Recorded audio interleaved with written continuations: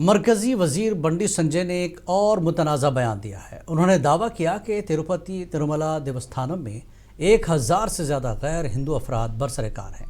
उन्होंने TTD board और रियासती हुकूमत से मुतालबा किया कि उन तमाम मुलाजमीन को फौरी तौर पर बरतरफ किया जाए।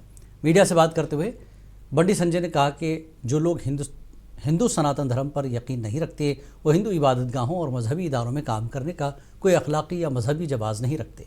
उन्होंने सवाल किया कि क्या हिंदू अफराद को मसाजिद या गिरजाघरों में मुलाजमत की इजाज़त दी जाती है। तिरुपति के मशहूर मंदिर में दर्शन के बाद वो मीडिया से बात कर रहे थे।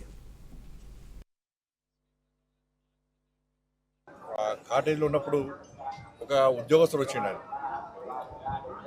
సార్, హిందువుల ఆస్తి, హిందువుల హక్కు తిరుమల తిరుపతి దేవస్థానం.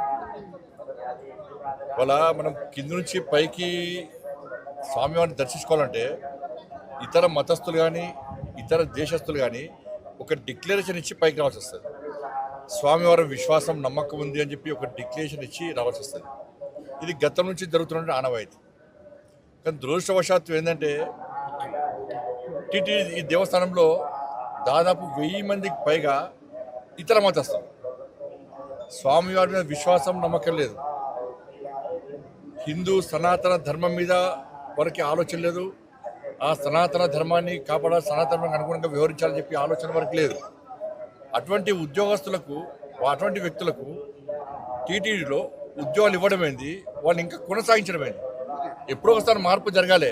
అరే గతం నుంచి ఉన్న వాళ్ళు మేము ఏం చేయలేమంటే